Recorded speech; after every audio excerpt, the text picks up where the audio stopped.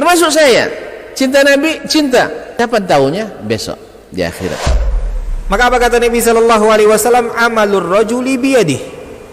Penghasilan yang terbaik adalah pekerjaan yang dilakukan oleh seseorang dengan tangannya sendiri.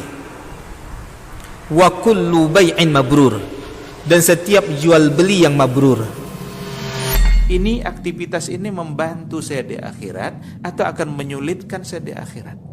Kalau seandainya perbuatan itu ternyata akan menyulitkan kita di akhirat kelak, tinggalkan perbuatan itu. Amin. Amma ba'du, fa usi nafsi wa iyyakum ayyuhal muslimun bi taqwallahi azza wa jalla fa innahu qad fazal muttaqun. Ya ayyuhalladzina amanu taqullaha haqqa tuqatih wa la tamutunna illa wa antum muslimun. Ma'asyiral muslimin wal muslimat al hadirin wal hadirat wal musyahidin wal musyahidah. Bapak-bapak dan ibu-ibu, saudara-saudara dan saudara-saudari, serta adik-adik dan anak-anak, jemaah salat maghrib dan insyaallah isya di Masjid Raudhatus Salihin, semoga benar-benar menjadi taman orang-orang saleh. Bersyukur kita kepada Allah Subhanahu wa taala pada kesempatan yang berbahagia ini, kita diizinkan Allah sama-sama berkumpul di tempat yang mulia ini, di tempat yang disebut Nabi ahabbul biqa'i ilallah, tempat yang paling dicintai Allah adalah al-masajid. Di majlis yang mudah-mudahan datang kepadanya seperti jihad fi sabilillah. Man kharaja min baitihi, man kharaja fi talabil ilmi fahuwa fi sabilillah. Siapa yang keluar dari rumahnya mencari ilmu, berarti fi sabilillah. Majlis yang disebut Nabi memudahkan jalan ke surga. Man salaka tariqan yaltamisu fihi ilman sahalallahu bihi tariqan ilal jannah.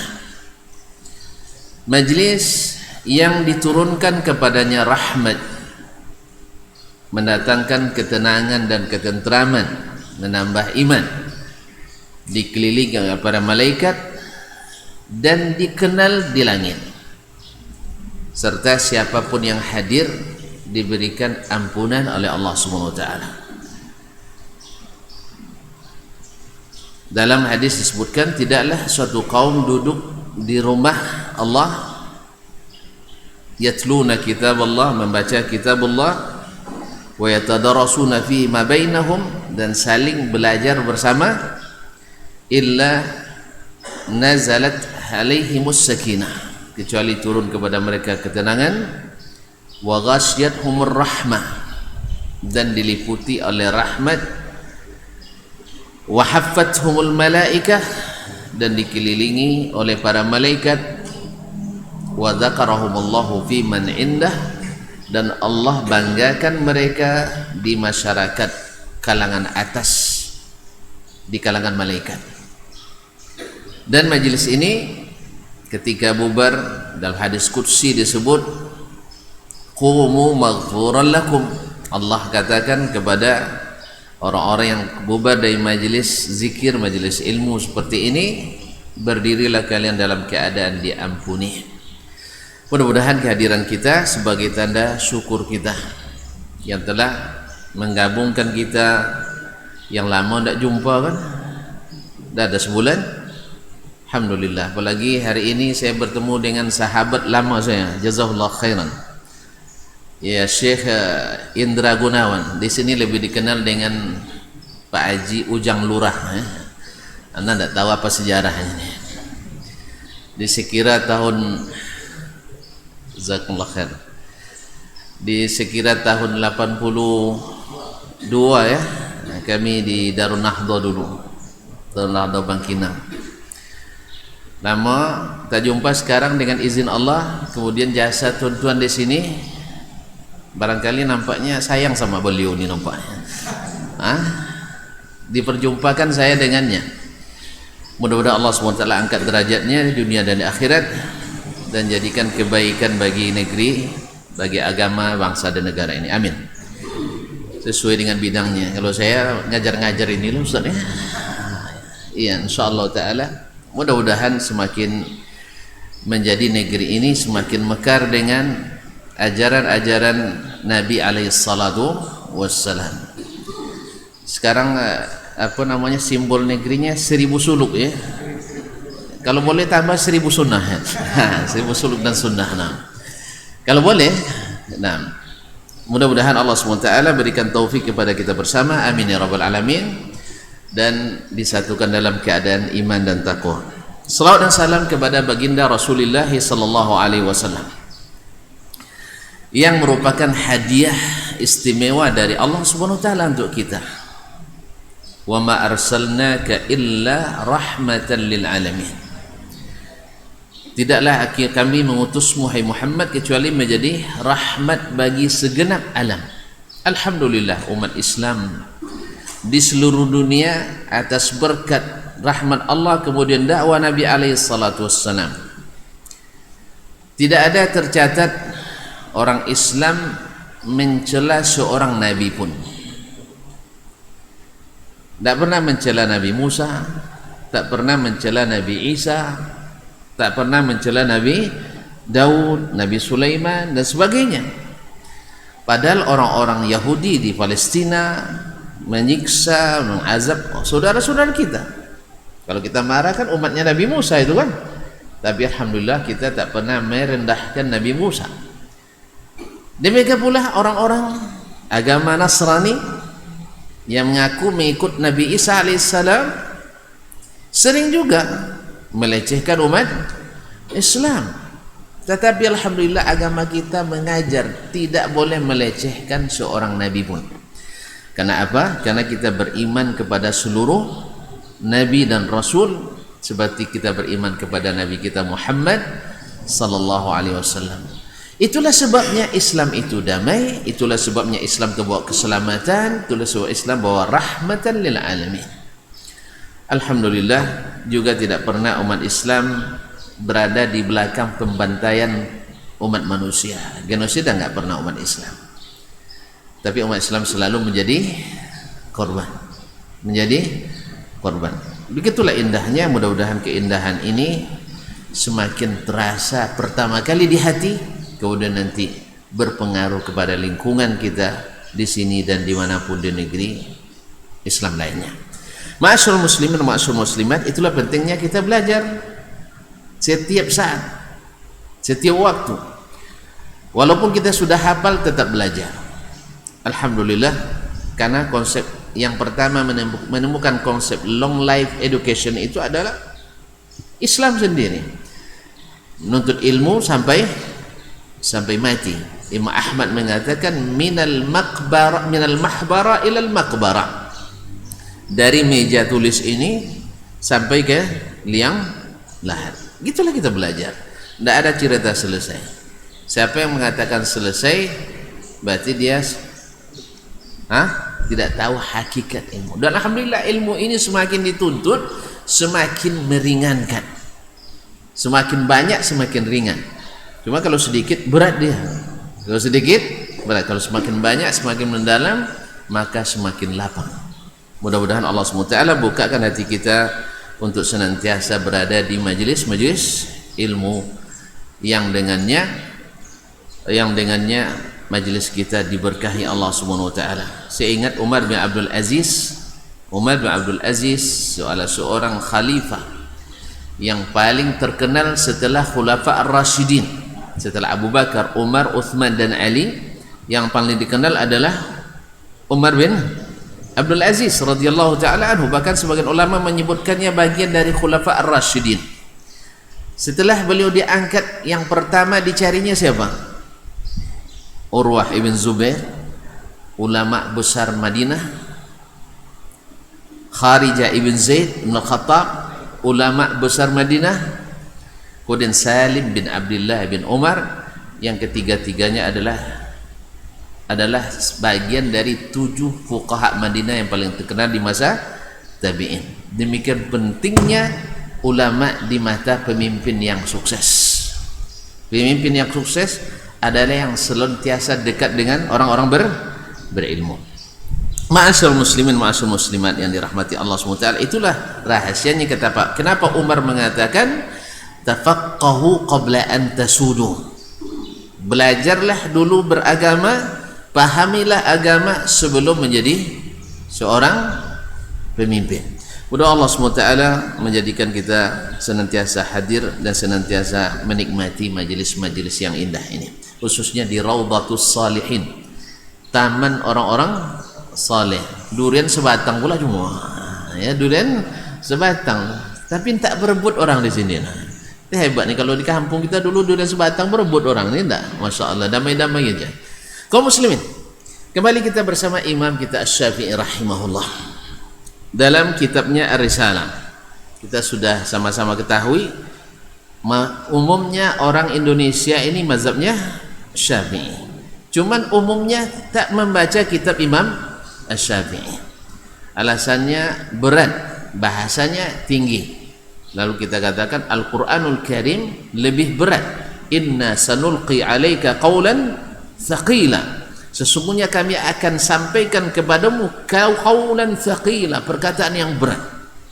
Al-Qur'an ini lebih berat, tetapi kita bacakan. Maka insyaallah perkataan Imam Asy-Syafi'i tidak seberat mengatakan Al-Qur'anul Karim. Al-Qur'an kita baca depan umum, juga kitab Imam Syafi'i kita baca supaya pertama menghidupkan kembali Imam Asy-Syafi'i rahimahullah ta'ala, supaya doa kita senantiasa terlantunkan untuk beliau rahimahullah rahimahullah. Kita jangan kalah dengan Imam Ahmad, pasti kalah kita. Imam Ahmad, saya mendoakan Imam Asy-Syafi'i 40 tahun dalam sujud saya, kata. Bayangkan 40 tahun dia salat, selalu dalam salatnya mendoakan Imam Asy-Syafi'i, karena dia tahu bagaimana nilainya Imam Asy-Syafi'i rahimahullah ta'ala dengan ilmunya tadi. Baiklah kaum muslimin dan muslimat, masih dalam babu madazala aman, bab tentang ayat Al-Quran yang turun bermakna umum. Dallatis sunnatu, sunnah menunjukkan khassa secara khusus, ala annahu yuradu bihil khas, bahwa yang dimaksud adalah makna khusus. Ini diingat oleh Imam Syafi'i rahimahullah, karena memang Al-Quran itu kalau orang yang tidak mengerti bahasa Arab dengan uslub-uslub bahasa Arab, dengan gaya-gaya bahasa Arab, maka bisa saja terjadi penyimpangan pemahaman. Maka Imam Syafi'i menjelaskan ini. Dan kita tahu bahwa sesungguhnya ilmu ini lahir, biasanya ilmu alat itu lahir ketika mulai orang ada kekurangannya. Alat-alat keluar ketika ada kerusakan, ya. Jadi ketika mulai ada orang pemahaman yang mulai rusak di kalangan umat Islam, maka lahirlah ilmu alat seperti usul fikih ini.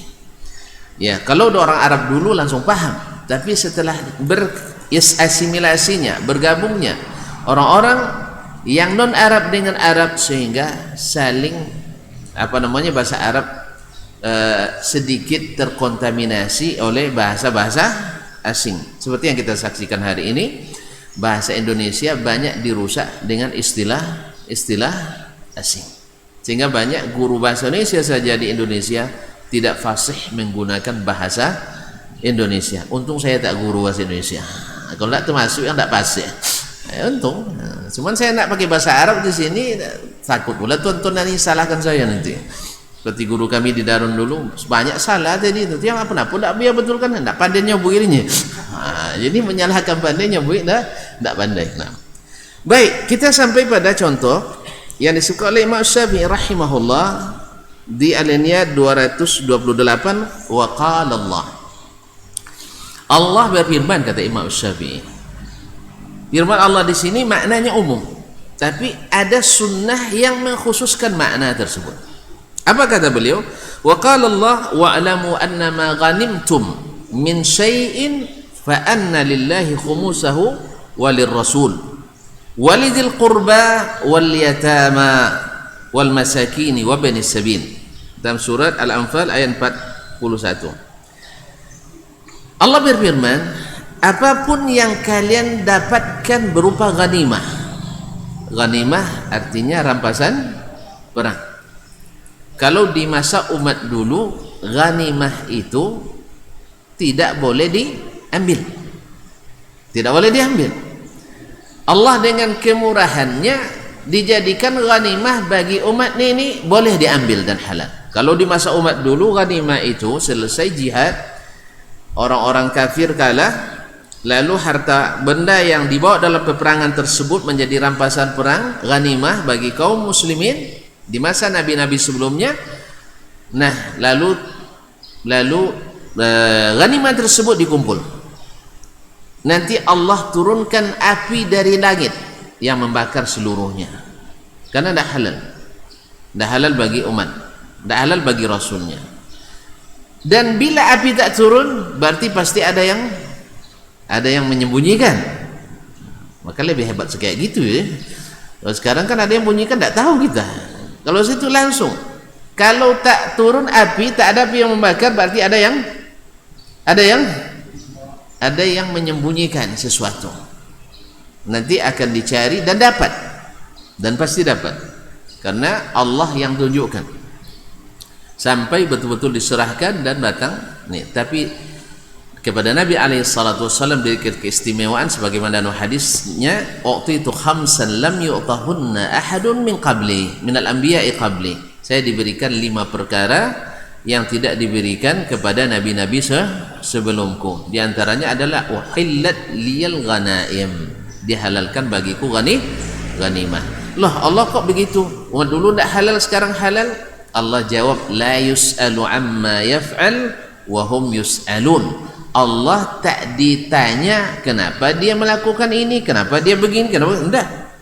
Karena apa? Dia penguasa mutlak. La yus'al. Kalau tidak percaya, cobalah nanti hari kiamat. Ada yang berani minta tanggungjawab Allah? Tidak ada. Allah tak pernah menzalimi hambanya. Allah hanya melebihkan sebagian dari yang lain. Misalnya kita sekarang gaji sama, eselon 1, eselon 2, eselon 3 gajinya sama. Cuman ada kadang-kadang pimpinan memberi apresiasi kepada yang berprestasi. Boleh kan? Boleh? Ya, itu tidak zalim namanya. Sebab apa? Allah melebihkan. Makanya ketika orang-orang Yahudi nanti protes kepada Allah, Yahudi memang suka protes memang. Nih coba protes. Kenapa kami bekerja lebih lama, lebih berat syariatnya, pahala kami sedikit. Sedangkan orang-orang Islam ini koci-koci orangnya, kerjanya lambat, kayak mesin diesel, ngengkolnya payah. Nah, tapi kok pahalanya besar-besar? Allah jawab, kalian terima gaji sesuai kontrak atau tidak? Sesuai perjanjian atau tidak? Ya katanya sesuai. Kalau sesuai, kenapa? Ada kalian saya zalimi? Enggak. Justru kadang-kadang dilebihkan malah. Yang harusnya ada potongan pahala tetap dibayarkan. Ada potongan gaji tetap dibayarkan. Izan kalau gitu saya tak zalim. Lalu kenapa orang itu diberi? Dzalika fadli utihi man asya. Itu kelebihan yang aku berikan pada siapa yang aku kehendaki. Kita kan tidak sama sayang kita, sama anak juga tidak sama kan? Ada anak yang sayang, masya Allah bonusnya banyak. Ada yang anak yang menjengkelkan kita, jangankan bonus, yang belanjanya kadang dipotong. Kenapa? Karena tidak berprestasi atau menjengkelkan orang tua, durhaka dan sebagainya. Allah Subhanahu wa taala, walillahil matsalul a'la. Allah Subhanahu wa taala tak pernah menzalimi, tetapi dia lebihkan sebagian di atas sebagian yang lain. Makanya yang protes, kenapa Mekah lebih afdol daripada durian sebatang? Karena ditanya Allah, kalian sendiri yang pilih tinggal durian sebatang, kenapa enggak lahir di kaum muslimin dan muslimat? Itu Allah, wa rabbuka yakhluqu ma yasha wa yakhtar. Allah yang mencipta yang dia kehendaki dan memilih yang dia kehendaki. Baik, sekarang ghanimah halal bagi kita. Nah, apapun ghanimah yang kalian dapatkan, kata Allah Subhanahu wa taala, "Nam wa'lamu annama ghanimtum min syai'in fa anna lillahi khumsahu wa lirrasuli wa dzil qurba wal yatama wal masakin wa binis sabil." maka 1/5 dari ghanimah itu. Ini Allah yang khususkan, bukan Nabi alaihissalam. Nabi itu diperintah, Nabi itu dilarang. Maka Nabi alaihissalam sebagaimana kita juga diperintah Allah, dilarang oleh Allah Subhanahu wa taala. Nabi dilarang begini, dia terlarang. Disuruh begini, dia lakukan. Sama ya. Cuma ada perintah yang khusus untuk Nabi, sebagian ada yang khusus untuk umat. Ada yang khusus untuk umat. Misalnya umat boleh terima sedekah? Boleh? Umat boleh ya? Baik. Kalau keluarga Nabi boleh terima sedekah? Enggak. Kalau kita semua boleh, hadiah boleh, sedekah boleh, wakaf boleh, apa lagi? Ngemis pun? Hah? Ngemis kalau butuh boleh, kalau tidak butuh jangan. Nah, kaum muslimin dan muslimat dirahmati Allah. Jadi ada hal yang boleh untuk kita, bagi Nabi tidak boleh. Ada yang bagi Nabi boleh, bagi kita tidak boleh. Semua Allah yang aturkan. Kalau kita boleh istri berapa? Nah, gimana? 1 cuma, saya tidak boleh lebih. 1 cuma. Ya, apalagi kalau pejabat, 1 cuma. 2 harus izin siapa? Istri pertama, masya Allah. Ini yang pertama aja, mulai ada yang kedua cerita. Kaum muslimin dan muslimat dirahmati Allah. Jadi kita dibatasi dengan 4. Nabi dibatasi dengan ayat. Nabi setelah Fatu Makkah tak boleh lagi menikah, tak boleh lagi, selesai. Jadi kaum muslimin dan muslimat dirahmati Allah SWT. Nah, fa anna lillah, Allah tentukan khumusahu 1/5, walir rasul, dan bagi Rasul sallallahu alaihi wasallam. Lillah artinya segala amal yang diridai oleh Allah SWT boleh diambil dari sini. Ya, seperti berjihad atau mengutus dai, membelanjai para penuntut ilmu dan sebagainya. Walir rasul, dan bagi Rasul sallallahu alaihi wasallam, Nabi boleh membelanjai untuk keluarganya ini, untuk keluarganya 1/5 itu.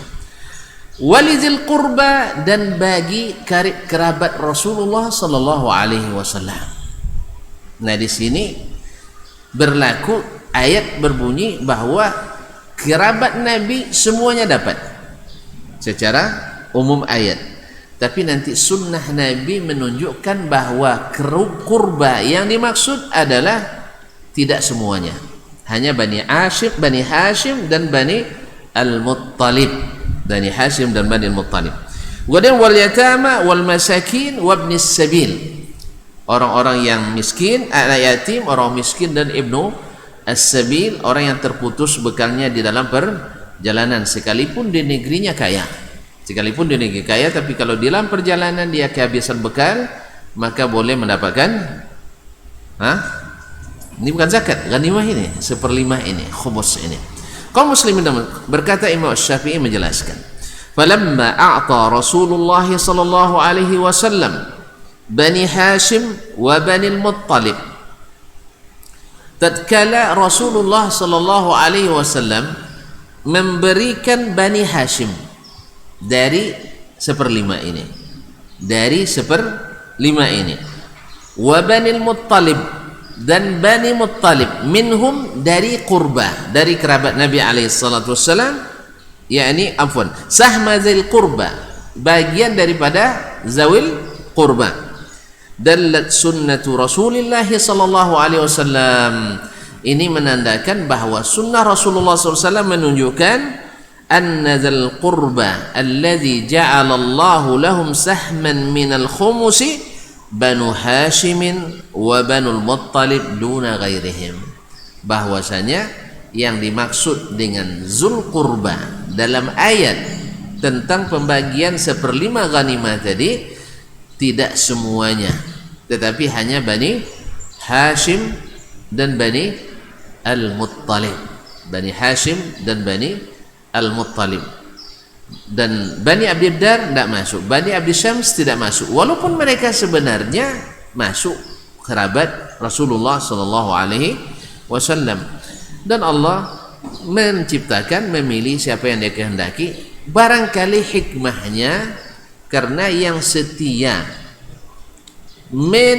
membela Nabi SAW, walaupun mereka tidak beriman kepadanya, di saat diboikot oleh Macron, diboikot oleh orang-orang kafir Quraisy, yang ikut setia bersama Nabi dan para kaum muslimin adalah Banu Hashim dan Banu Al-Muttalib. Banu Hashim dan Banu Al-Muttalib yang kedua-duanya adalah anak Qusay ibn Kilab. Kaum muslimin dan muslimat dirahmati Allah Subhanahu wa taala. Jadi mereka setia. Kesetiaan itu dibayar atau dibalas oleh Allah Subhanahu wa taala dengan memberikan bagian dari zawil kurba. Sedangkan Bani Abdul Syams, Bani Naufal, Bani Abdiddar, mereka tidak ikut, bahkan memusuhi Nabi alaihi salatu wassalam. Berapa lama diboikot itu? Tidak tahu. Hanya 3 tahun. Sebentar. 3 tahun. Tak boleh berjual beli, tak boleh saling menikahi, tak boleh berinteraksi, sehingga mereka terpaksa makan daun, makan rumput dan sebagainya. Itu yang dialami oleh baginda Rasulullah sallallahu alaihi wasallam. Nah, sekarang orang kafir nak menghina Nabi alaihi salatu wassalam. Demi Allah, sendalnya Nabi alaihi salatu wassalam lebih mulia dari seluruh umat manusia ini. Tidak percaya? Jangankan Nabi alaihi salatu wassalam, ketika ada orang yang mencela Muawiyah bin Abi Sufyan, sahabat Nabi alaihi salatu wassalam, ketika ada yang mencela, maka Umar bin Abdul Aziz mengatakan, wallahi la ghubarun ala anfi Muawiyah wa huwa yujahidu fi sabilillah ma'a Rasulillah sallallahu alaihi wasallam khairun min Umar. Demi Allah, katanya, debu yang menempel di hidung Muawiyah ketika berjihad bersama Rasulullah sallallahu alaihi wasallam di jalan Allah itu lebih baik daripada Umar bin Abdul Aziz. Baru debunya, belum orangnya, baru debu yang hinggap ketika dia berjihad.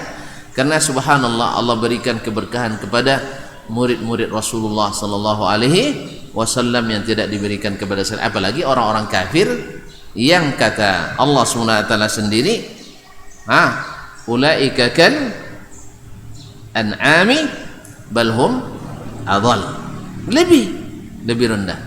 Oleh itu kaum muslimin dan muslimat dirahmati Allah, tentu saja kita dengan keadaan seperti ini semakin mencintai Nabi alaihi salatu wassalam, dan semakin membenci orang-orang yang membenci Nabi alaihi salatu wassalam. Tuh kita boikot. Awak tak ada juga beli produk Prancis saja.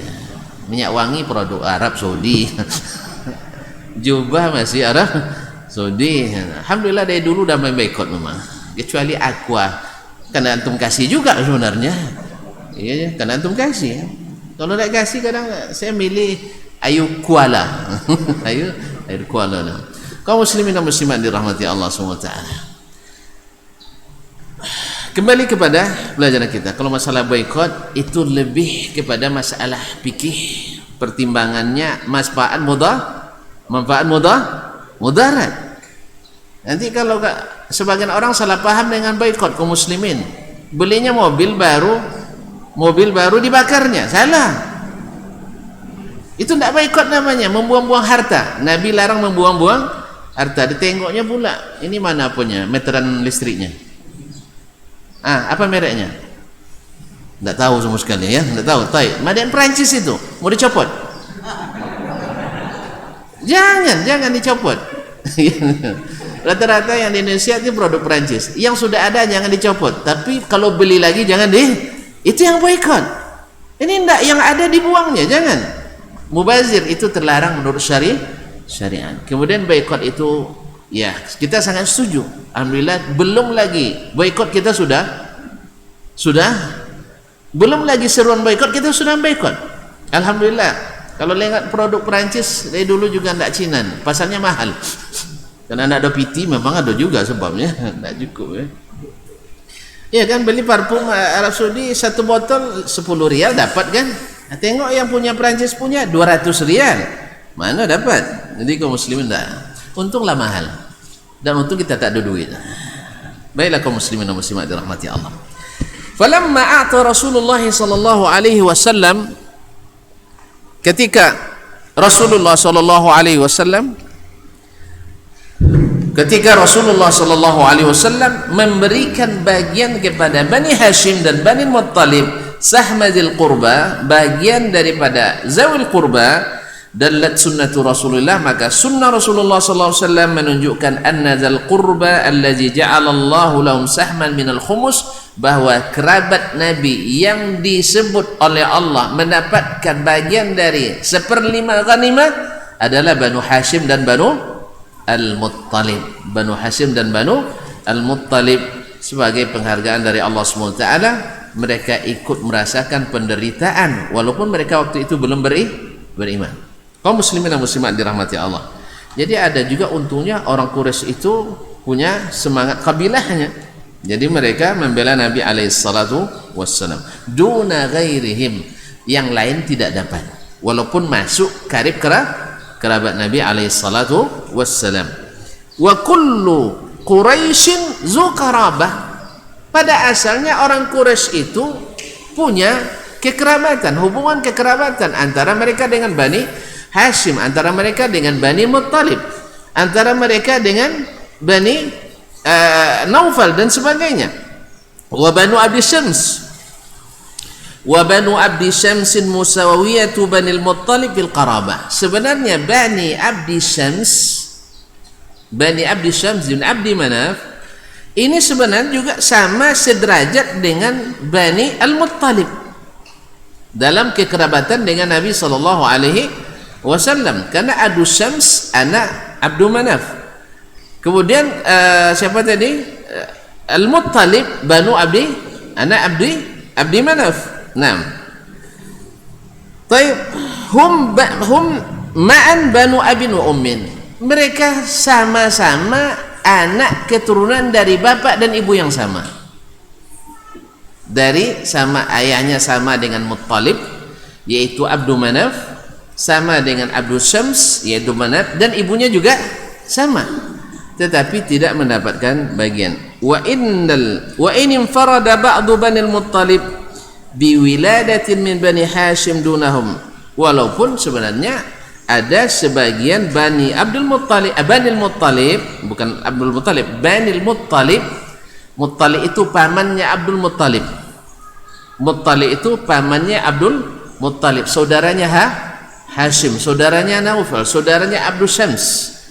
Kaum muslimin dan muslimat dirahmati Allah, walaupun ada sebagian Bani Muttalib, Bani Al-Muttalib, ya, ada sebagian yang lahir anaknya dari Bani Hashim, artinya terjadi pernikahan antara Bani Muttalib dengan Bani Hashim. Dunahum, tidak pula ini terjadi pada Bani Abdi Syams.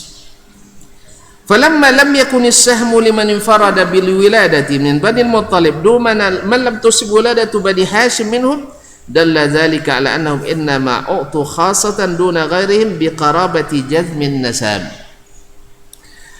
Ketika bagian itu tidak diberikan kepada orang yang tersendiri, tidak khusus pada orang yang tersendiri, ada kelahiran Bani Muttalib dengan perkawinannya dari Bani Hashim, tidak dikhususkan itu, dalla dzalika ala annahum innama u'tu khassatan duna ghairihim bi qarabati jazmin nasab, bahwasanya mereka bukan karena berbesanan dengan Bani Hashim, karena Nabi kan dari Bani Hashim, sah? Jadi sebagian dari Bani Muttalib menikah dengan wanita Bani Hashim, atau sebaliknya Bani Hashim menikah dengan perempuan Bani Muttalib, tetapi Nabi tidak menjadikan ini sebagai pengkhususan bahwasanya yang punya hubungan dengan Bani Hashim saja yang dapat, tidak. Seluruh Bani Muttalib sekalipun bukan hasil pernikahan dengan Bani Hashim dapat jatah dari 1/5. Maka ini menunjukkan, kata Imam Syafi'i, bahwa mereka mendapatkan itu bi qarabati jazmin nasab, dengan asalnya nasab, yaitu yaitu sama-sama anak Abdi Manaf, sama-sama anak Abdi Manaf. Nah, jadi bukan karena hubungan perkawinan Bani Muttalib dengan Bani Hashim sehingga dapat, tidak, karena Nabi kan dari Bani Hashim, tapi diberikan seluruh Bani Muttalib sekalipun tidak ada hubungan perkawinan dengan Bani Hashim tetap mendapatkan saham dari zawil qurban. Berarti Nabi memberikan Bani Muttalib bukan karena hubungannya dengan Bani Hashim, tetapi karena mereka sama-sama satu nasab, asal nasabnya sama. Tentu ada pertanyaan lagi tadi. Pertanyaan pertama tadi, bukankah Abu Syams sama-sama satu nasab? Sama, ayah dan ibunya sama kan? Naufal satu nasab, sama. Tetapi kenapa tidak diberi? Dzalika fadlullahi yu'tihi may yasha. Itulah keutamaan yang Allah berikan kepada siapa yang Dia kehendaki. Sebagian ulama memberikan illah tadi karena merekalah yang berjasa tetap bersama Nabi di masa diboikot oleh orang-orang kafir Quraisy. Berapa lama tadi? Hanya 3 tahun, sampai dimakan itu lembaran itu oleh anai-anai atas perintah Allah SWT. Dimakan semuanya kecuali Bismillah, kecuali yang dengan nama Allah SWT. Ternyata orang dulu pakai Bismillah juga ya, cuman mereka di samping Bismillah ada Bismillahinnya. Itu yang masalahnya. Mereka mengakui Allah tetapi menyamakan Allah dengan yang lain, maka mengkultuskan orang-orang saleh, nenek moyang, bisa menghasilkan syirik. Oleh sebab itu berhati-hatilah jangan sampai terjadi pengultusan terhadap orang-orang saleh. Umar Ibn Khattab radhiyallahu taala anhu dulu menghentikan jabatan pimpinan pasukan tertinggi Khalid Ibn Walid radhiyallahu taala anhuma. Akibat daripada apa? Takut Khalid ini setiap berperang tak pernah kalah. Khalid Ibn Walid setiap berperang tak pernah kalah. Siapa dulu dong papanya?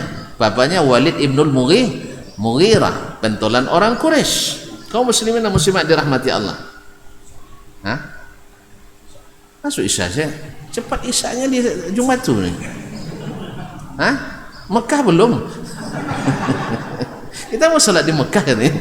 Baiklah kaum muslimin dan muslimat dirahmati. Silakan.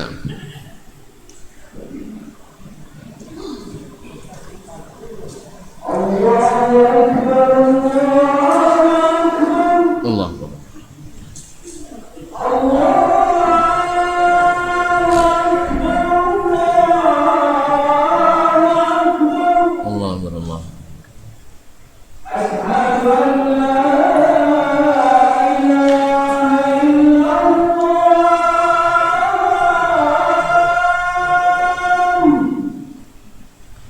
Sallallahu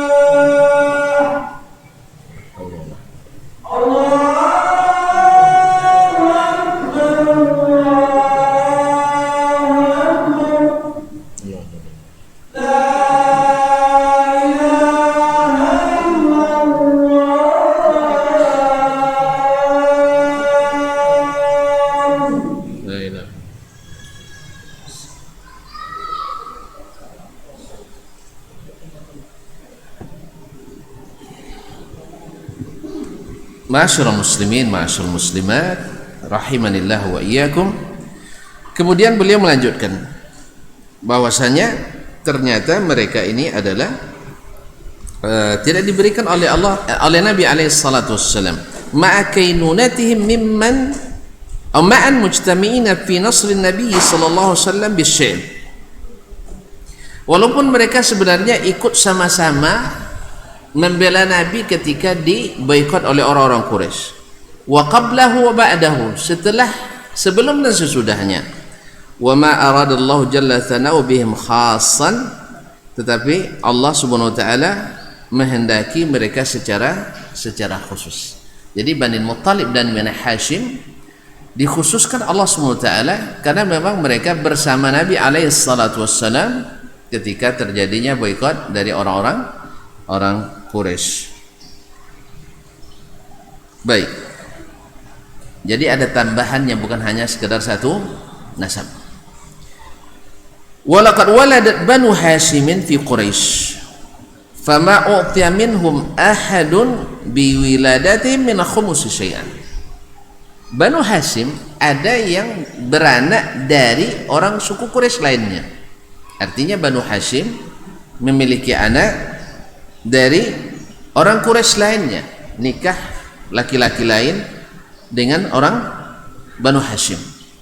Fama u'tiya minhum ahadun biwiladatihim, dengan kelahiran itu, dengan beranaknya suku laki-laki lain dengan wanita Quraisy, dengan wanita Bani Hashim, itu tidak mendapatkan sesuatu pun dari al-khumus.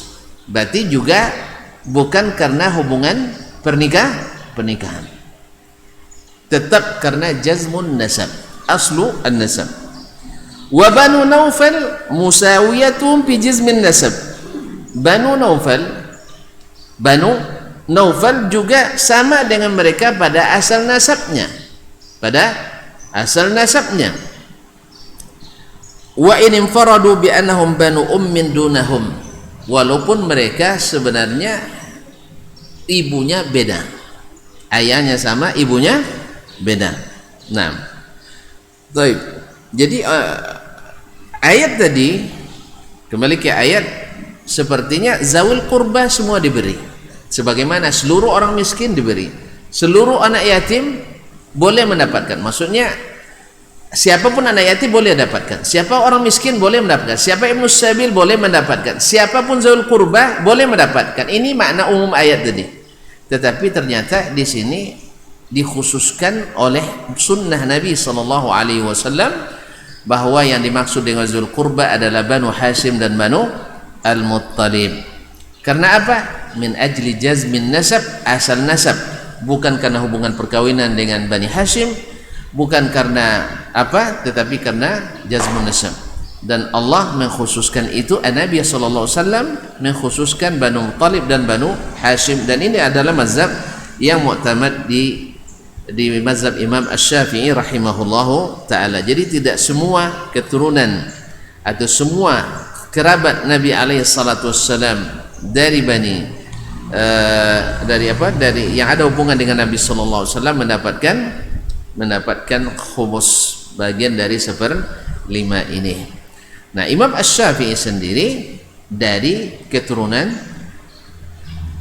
Bani apa? Bani Al-Muttalib. Jadi dia adalah hitungannya anak paman Nabi sallallahu alaihi wasallam.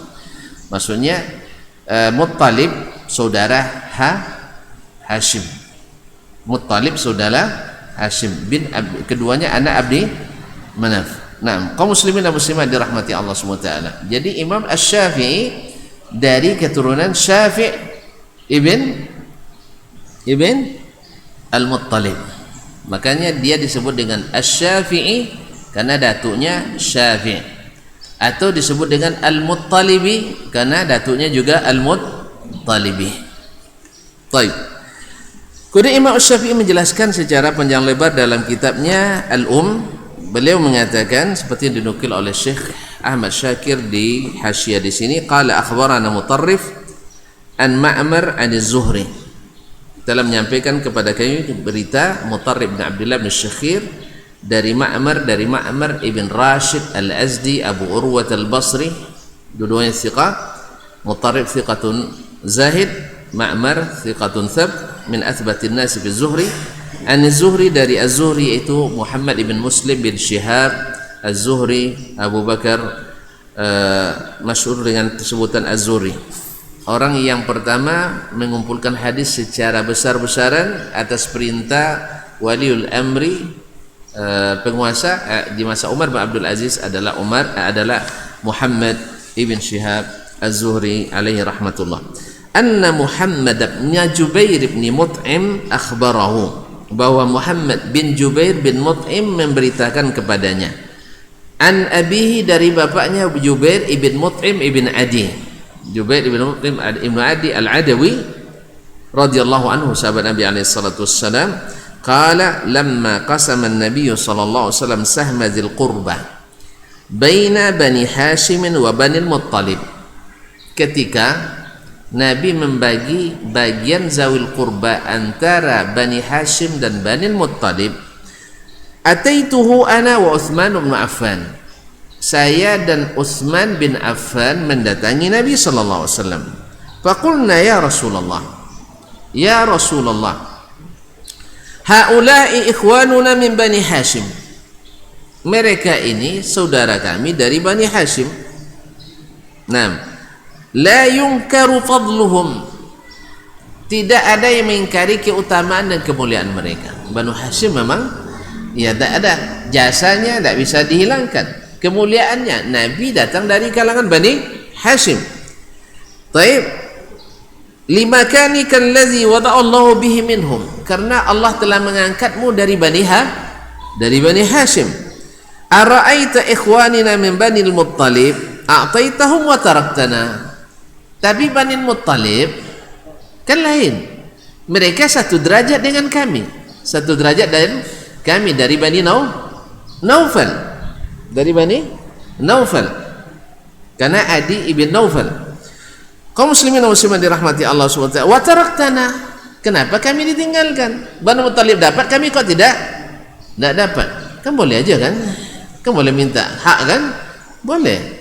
Mereka mengira kan sama, dikiaskan sama kan, sama-sama keturunan dari Bani Abdi Manaf. Nah, kenapa engkau tinggalkan kami? Kalau Bani Hashim oke lah, kami ngaku kami tidak bisa menyamainya, tapi Bani Muttalib sama. Taib, au mana'tana, kamu tidak memberikan kami. Wa innama qarabatuna wa qarabatuhum wahidah, kedekatan mereka dan kedekatan kami dengan engkau ya Rasulullah sama, satu.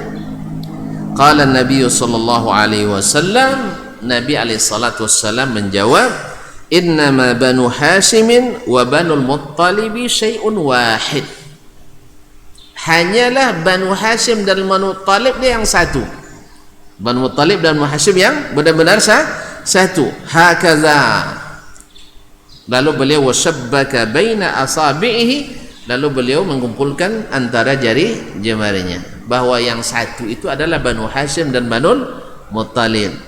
Ya, kenapa? Mereka dulu ikut di saat orang-orang berlepas diri dari perjuangan Nabi alaihissalam di masa sulit. Banu Hashim dan Banu Muttalib tidak melepaskan dan meninggalkan Nabi alaihissalam, walaupun resikonya mereka dibenci, resikonya mereka tidak dinikahi dan tidak menerima jual beli, sampai ada di antara mereka yang mati. Ma'asyarul muslimin wal muslimat dirahmati Allah, maka Allah yang balaskan jasa mereka tersebut. Makanya ketika masa sulit itu jangan tinggalkan kawan. Nah gitu ya, ketika sulit jangan tinggalkan kawan. Nanti setelah masa senang kita tidak dapat bagian. Tapi jangan itu tujuannya, jangan itu tujuannya. Ketika masa sulit perlu dibantu, jangan tinggalkan. Kita kan begitu, kan nampak lauk nak makan, nampak lado nak sudah kan, itu bahasa gitu kan. Nampak lauk, tahu lauk? Nampak lauknya ikan, masya Allah, ikan kopiek, ndak batulang pula kan. Ada tu semangat nak makan. Tapi pas tengok lauknya cuma sambal lado dua, itu darun banyak dulu macam tu. Nah, jadi lagan sudah mipi lado kawan, jadi itu bagi limang nasi awak kadang kan. Jadi kaum muslimin dan muslimat dirahmati Allah. Nah, nampak makanan enak, kita nak makan. Nampak makanan kurang, kita nak pergi. Itu tak baik. Jelas? Karena ada sesuatu yang kita tidak tahu. Tapi niatnya jauh tolong jangan itu ya. Jangan ya. Saya nolong bapak ini, nolong antum nih karena memang sulit sekarang, besok ada can nampaknya. Jadi, itu tak boleh. Macam itu tak boleh. Nah. Baiklah kaum muslimin dan muslimat dirahmati Allah Subhanahu wa taala. La ilaha illallah Muhammadur Rasulullah. Terus thumma rawi Syafi'i aidan an Daud al-Attar an Ibnu Mubarak an Yunus. Kemudian Imam Syafi'i meriwayatkan pula dari Daud al-Attar, dari Ibnu Mubarak Abdullah bin Mubarak al-Marwazi, an Yunus, dari Yunus yaitu Yunus ibn Yazid al-Aili thiqatun, an Az-Zuhri, dari Az-Zuhri, an al-Musayyib, an Ibn al-Musayyib, dari Ibn al-Musayyib. Ibn al-Musayyib adalah afdal wa a'lamu tabi'in, orang yang paling alim di masa tabi'in. An Jubair, dari Jubair ibn Mut'im bin Adi, wa rawahu an Thiqa an Muhammad bin Ishaq an Az-Zuhri an al-Musayyib, dan seterusnya dia sebutkan riwayat tentang apa yang disampaikan oleh Imam Asy-Syafi'i tadi, bahwa Nabi alaihissalatu wassalam menjawab apa yang dikatakan oleh Jubair ibn Mut'im bin Adi tadi dengan Utsman bin Affan. Memang dari sisi nasab memang betul kita sama, cuman masalahnya yang satu tu adalah Banu Hashim dan Banu Al-Muttalib. Inilah keuntungannya membela agama Allah Subhanahu wa taala. Allah hargai dan Allah berikan imbalan, belum lagi ke akhirat, di dunia sudah diberikan kelebihan yang tidak didapatkan oleh orang yang berlepas tangan. Oleh sebab itu kaum muslimin muslimat, dalam dakwah kepada agama Allah ini, dakwah kepada ajaran-ajaran Nabi alaihissalatu wassalam, ada masa-masa sulitnya, maka jangan berlepas tangan, karena di saat senang nanti Allah akan bukakan banyak peluang. Dan di saat itu sebenarnya kita sangat dikhawatirkan Nabi alaihissalatu wassalam. Nabi tak takut kita dalam keadaan sulit, yang takutnya dalam keadaan lapang. Kalau udah banyak pitih, hati yang payah. Tapi kalau udah miskin, banyak berdoa, banyak pitih, lupa berdoa. Tapi mudah-mudahan orang yang ni'mal malus salih, sebaik-baik harta yang salih di tangan orang-orang yang salih. Semoga Allah jadikan kita orang-orang yang senantiasa berada di garda terdepan dalam membela agama Allah SWT ini, karena kita sangat berharap kepada Allah. Allah berikan balasan yang menyenangkan. Belum lagi kita masuk ke fase kehidupan yang lain, di kehidupan dunia kita sudah menikmati. Allahumma amin. Oleh sebab itu sekali lagi saya ingatkan diri saya dan saudara-saudaraku semuanya, mudah-mudahan Allah SWT menjadikan kita orang-orang yang senantiasa setia menegakkan kebenaran di bumi Allah Subhanahu wa taala. Walaupun tidak sedikit tantangan, tapi tantangan itu ibarat menggolkan gol ya. Kalau gol itu banyak tantangannya, indah. Tapi kalau gol dibiarin aja, kita tidak ada, penjaga gawang pun tidak indah nih. Harus ada tantangan-tantangan, walaupun kita tidak boleh mencari tantangan, tetapi kalau ada, insya Allah sebentar akan hilang. Nabi alaihissalam, makanya dakwah Nabi itu sudah ditunjukkan kepada kita.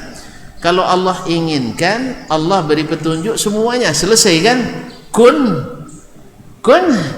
fayakun, selesai. Tapi enggak, Nabi harus mengalami yang secara natural, secara fitrah yang dihadapi oleh umat manusia. Seluruh Nabi, walaupun diberikan kadang-kadang mukjizat untuk menambah kekuatan dan keyakinan, tapi pada umumnya Nabi dikejar-kejar orang ada, dilempari orang ada, sampai berdarah-darah ada, sampai kelaparan tidak makan ada, padahal akan berperang ini tapi tidak makan. Alhamdulillah sudah makan langsung loh. Masih sulit juga hidup tuh rasanya. Ini Nabi bahkan berperang tak makan. Coba bayangkan sampai mengikatkan batu ke perutnya alaihi salatu wassalam. Sekarang kita tinggal menikmati. Mudah-mudahan harus ada kontribusi kita sekecil apapun untuk kemajuan agama ini. Karena sudah jelas kita harapkan orang-orang yang kafir tidak mungkin memenangkan agama kita. Siapa lagi kalau bukan kita? Kita tidak mencari musuh, tetapi kalau ketemu pantang dielakkan. Ditolak boleh, dielakkan tak boleh. Ya kaum muslimin dan muslimat, kita umat Islam memang sesuai dengan namanya Islam damai, rahmatan lil alamin. Tapi jangan coba-coba menyinggung, jangan coba-coba melecehkan, jangan coba-coba meremehkan. Kita sedikit memang, tapi 1 lawan 1000 biasanya. Kita sedikit memang, kekuatan kita bisa tidak bisa dibendung oleh kekuatan apapun. Alhamdulillah, silakan dibaca sirah tarikh perkembangan jihad fisabilillah. Tak pernah jumlah umat Islam lebih besar, tak pernah perlengkapan perangnya lebih. Cukuplah bukti kemerdekaan Republik Indonesia ini di tangan para mujahidin dengan semboyan jihad fisabilillah, mengenyahkan penjajahan dari bumi pertiwi dengan teriakan Allahu Akbar. Bukankah Bung Tomo ketika mencari apa teriakan yang bisa membakar semangat arek-arek Surabaya waktu itu, akhirnya dia dapatkan sesuatu yang tak ada penggantinya, yaitu Allahu Akbar. Allah beri kemenangan. Mana yang canggih, pasukan Inggris, pasukan Belanda, atau pasukan orang arek-arek Surabaya? Arek-arek Surabaya kata. Nah, jadi kaum muslimin tidak pernah kita dengan kecanggihan. Oleh sebab itu, setiap kawan-kawan saya di akademis misalnya, tidak usahlah ngaji tentang masalah Sunda lagi, usah bid'ah dan sebagainya. Orang sudah punya nuklir. Saya bilang nuklir tidak guna nanti. Nabi Isa turun tidak pakai nuklir, dia mencari dajjal. Ya, nuklir itu jadi kawan dajjal nanti ya. Tidak perlu. Kita tidak. Nuklir itu hanya senjata di dunia yang rendah ini. Sedangkan kita dengan menegakkan ajaran Allah dan Rasulnya adalah senjata kita sampai ke luar angkasa, sampai ke menembus langit ke-7. Dengan doa kita, ada seorang sahabat yang sudah terdesak, dikepung oleh 3 atau 4 orang kafir. Dia sudah tidak punya senjata. Apa yang dia punya? Ad-du'a usilahul mu'min. Doa itu adalah senjata orang beriman. Dalam hitungan detik, ya, bukan menit, hitungan detik. Padahal Nabi menyebutkan bahwa sempat pula malaikat yang mau turun itu apa istilahnya, bahasa tegang, dan turun uang lah ya. Mereka saling berlomba nak turun. Sempat pula berdebat dulu malaikat itu, siapa yang nak membela. Nah, coba bayangkan, itu bukan hitungan kita kaum muslimin, karena alam mereka beda dengan alam kita. Makanya tidak boleh mengukur alam lain dengan alam kita, mengukur yang abstrak dengan yang konkret, tak bisa. Konkret dengan konkret, abstrak tak bisa kita kiaskan. Jelas? Maka langsung turun malaikat dari langit ke-3. Masya Allah, berapa jaraknya? Berapa jaraknya? Ayo. Kalau jarak tempuh kita, dalam riwayat Abdullah bin Mas'ud radhiyallahu ta'ala anhu, hanya 500 tahun perjalanan dari langit ke langit. Kalau langit ke-3 berarti 500 kali 3, 1500 tahun perjalanan. Tambah jarak langit pertama ke bumi, berapa? Tidak ada yang tahu. Tidak perlu itu, tidak perlu. Sebab tidak perlu. Ya, buktinya Nabi pergi dan dia tidak tunjukkan itu. Ya, kaum muslimin dan muslimat. Tetapi malaikat menempuhnya dalam hitungan detik. Tiba-tiba orang kafir itu ketiga-tiga atau keempatnya jatuh bersimbah darah. Dilihat siapa, enggak ada orangnya. Nabi yang mengabarkan, malaikat Allah utus dari langit ke-3. Dan sempat berdebat pula, saya nak turun, enggak, kalian nak turun. Mereka berlomba nak turun. Subhanallah. Dan sebab itu kaum muslimin muslimat, maka tetaplah teguh dengan ilmu dan amal yang saleh dan membawa rahmat bagi sekalian alam. Dah rahmat bagi sekalian alam. Saya ceritakan ke muslimin muslimat bahwa Islam itu jadi rahmat. diriwayatkan oleh Imam Ibnu Katsir dalam Al-Bidayah wan Nihayah dan Imam Az-Zahabi dalam Tarikhul Islam, bahwasanya ketika dilantiknya Umar bin Abdul Aziz menjadi khalifah, beliau terkenal dengan adilnya ya, sampai-sampai binatang buas pun berhenti buat kezaliman di masa itu. Jelas. Jadi orang-orang yang tinggal di pedalaman, ini apa yang paling dalam di sini pedalaman? Kampung yang paling kampung, curug kampung yang paling dalam ini apa nih di sini? Nah, ini harus tahu nih Pak Haji. Hah? Ah, sebelah kiri sana ya. Bukan Bangkinang kan? Enggak, alhamdulillah. Mana tahu dendam Bali pada Bangkinang kan? Yang jelas bukan Bangkinang. Jadi, Muarajala ya, Masya Allah. Kampung yang paling kampung, mereka tidak tahu apa yang terjadi pelantikan bupati khalifah di perkotaan, tapi mereka heran, serigala-serigala yang dulu sering memangsa hewan-hewan mereka, ternak mereka, pada berhenti, pada seperti hilang semuanya. Maka jadi heran. Hanya mereka cari tahu ke kota, ternyata dilantiknya Umar bin Abdul Aziz, sampai serigala pun takut berbuat zalim di masanya. Nah, mudah-mudahan kita yang berakal ini, yang diberikan ilmu, hendaknya orang lebih takut berbuat zalim di masa kita yang menjadi pemerintah. Coba. Dan diceritakan lagi oleh sebagian ulama bahwa tumbuh-tumbuhan pun barakah. Sampai ada yang ceritakan buah delima. Mana nengok delima? Nengok tak pernah apalagi merasa. Sebesar apa buahnya? Tidak tahu ya. Nah, kantung harus masuk surga, kalau tidak dapat dunia tak dapat, akhirat tak boleh pula. Kaum muslimin, buah delima, kalau yang paling, kalau tuan-tuan nak cari delima nanti ya, kalau sempat ke apa, kalau tahu yang mana yang paling bagus delimanya, yang paling manis, delima Yaman ya. Setelah itu Spanyol nomor 2. Setelah itu India, yang ketiga, yang keempat Mesir atau Turki. Tapi Mesir dan Turki agak masam, perlu tambahan ini. Tapi yang manis itu memang dari Yaman. Mungkin barakah dulu kan. Nah, di zaman Umar bin Abdul Aziz ya, buah delima itu ketika dikupas saking besarnya, kulitnya bisa dijadikan payung.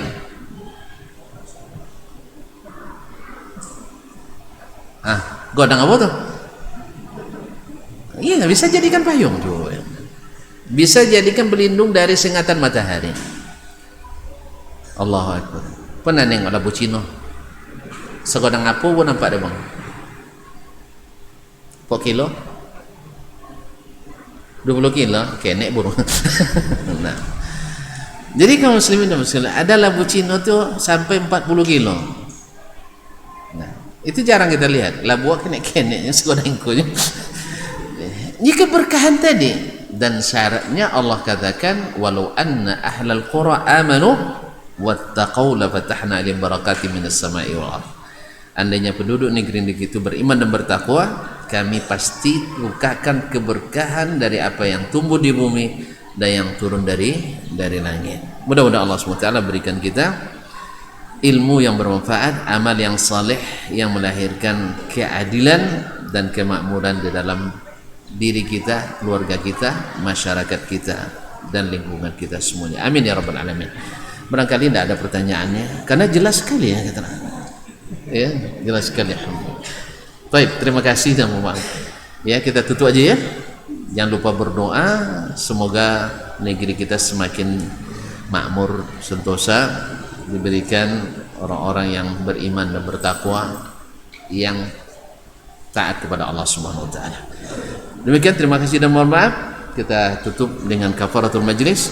Subhanakallahumma bihamdik, asyhadu an la ilaha illa anta, astaghfiruka wa atubu ilaik. Wassalamualaikum warahmatullahi wabarakatuh.